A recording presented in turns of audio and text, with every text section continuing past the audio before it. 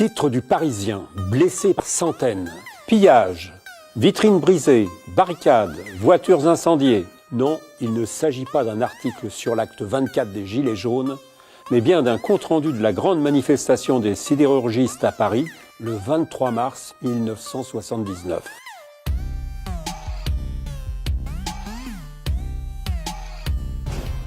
Après avoir vainement manifesté à Metz, quelques 80 000 Lorrains ont décidé de marcher sur Paris pour protester contre la suppression annoncée de 20 000 emplois de sidérurgistes, dont 6 500 à Longwy.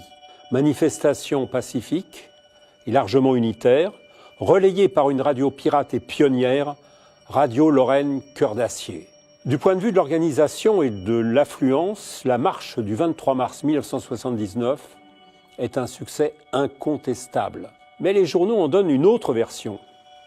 54 boutiques cassées, titre François, 121 vitrines brisées et 116 blessés parmi les forces de l'ordre. Paris Match choisit son titre. Casseurs, nos photographes au cœur de la bataille de Paris. Ce que n'avait pas prévu le ministre de l'Intérieur, c'est que le service d'ordre de la CGT, qui avait d'ailleurs protégé plusieurs CRS en mauvaise posture, avait pris une initiative originale. Après avoir observé d'étranges porosités dans les cordons de police, plusieurs membres du service d'ordre avaient neutralisé un des casseurs particulièrement actif. Surprise, il s'agissait d'un policier en civil, un certain Gérard Lexuan, qui avait imprudemment gardé sur lui sa carte de police, son brassard et son arme de service. Le dimanche 25 mars, au Club de la Presse d'Europe 1, Georges Ségui, secrétaire général de la CGT, exigeait que toute la lumière soit faite sur l'affaire.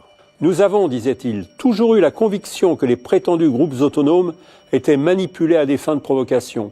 Depuis vendredi, nous en avons la preuve irréfutable, avec M. Lexuan intercepté en flagrant délit de vandalisme. Ce policier est immédiatement défendu par un groupuscule d'extrême droite, Honneur de la police. L'affaire ne s'arrête pas là.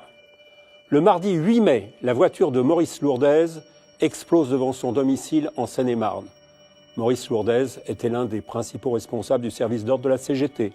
L'attentat est revendiqué par Honneur de la police. Toujours en mai, le leader du groupe musical Trust, Bernie Bonvoisin, est menacé de mort par ce même groupuscule terroriste.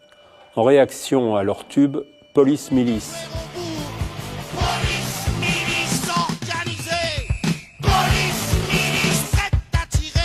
Le jeudi 20 septembre, Pierre Goldman, militant d'extrême gauche devenu journaliste à Libération après être passé par la case prison, est assassiné par 3 individus dans le 13e arrondissement de Paris. Meurtre revendiqué par Honneur de la police. Enfin, le jeudi 30 octobre 1980, le comédien Michel Colucci, alias Coluche, candidat à la présidentielle, informe la presse qu'il a reçu plusieurs menaces émanant du groupe Honneur de la police. Il lui est reproché sa participation au film de Claude Zidi, Inspecteur la bavure, dans lequel il joue un inspecteur de police gaffeur et incompétent. Aucune de ces enquêtes n'aboutira.